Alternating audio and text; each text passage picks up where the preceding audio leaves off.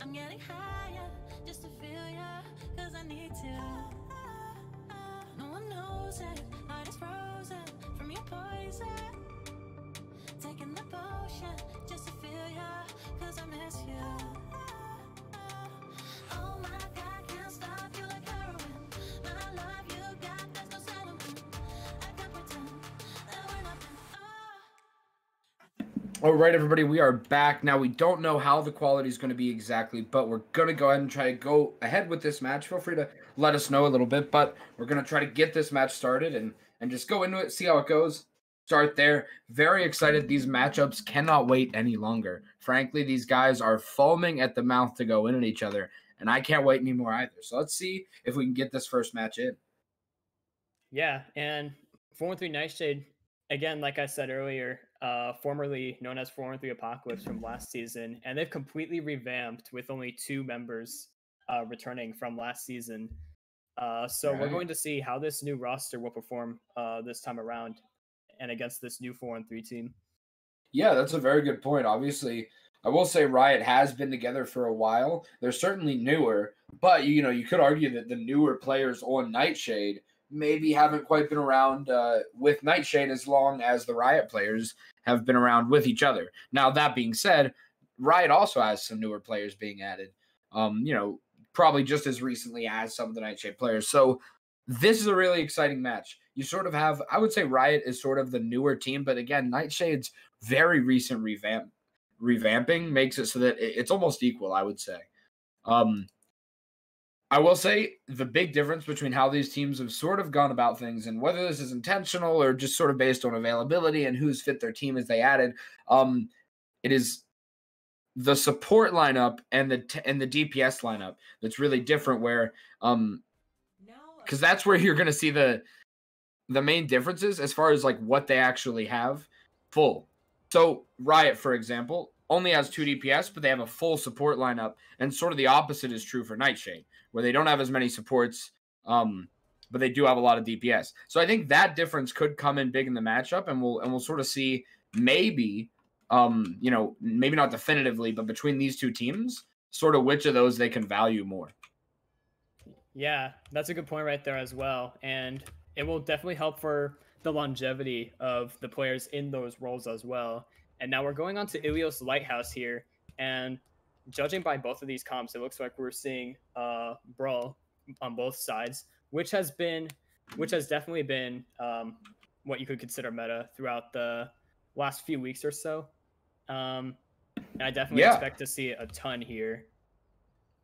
Yeah, a lot of this kind of brawl rush comps, whether it's a Zarya or a D.Va you've seen, especially on Ilios, the Zarya makes a lot of sense. And of course, the Mei is coming out. One team is going to TP out of spawn, the other isn't.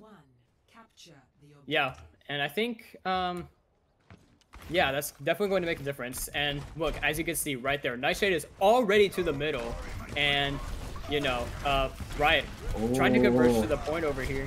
They do actually manage to beat them though. I don't know. Yeah, and pinning it hard is going to be a new...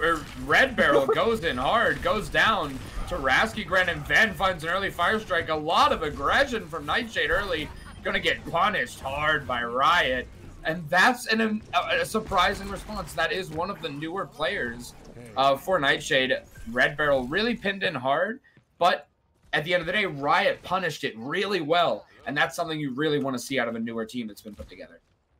Yeah, Red Bull getting very split there, making that charge into the point. Can't get enough support. They can't support him enough to keep him alive there. He's already getting low already, and Sadfire has to invest that immortality field. But Ven does go down for it. Ven does get walled off and pinned. That's a big Mei difference. DJ Pickle has not been able to find a wall yet. These two teams engaged, but Icy, that's a red at Lucio in the backline. Finds Scythe going down on the Reaper, getting absolutely dueled out, but now High Noon coming through from Disease could be huge. Red Barrel walled off, but he has a wall of his own, trying to find Icy, the Lucio, but Raskigren on the point, takes down Prism. He's down now as well. A new bracket is going down. As more players from Nightshade fall, Riot's going to take this point pretty convincingly, holding it to above 50% now.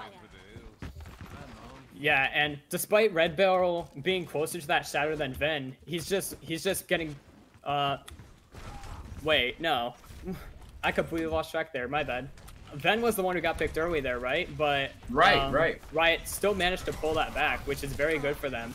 And now both Ryans are both coming up on their shatters. But the grab is there from Grant.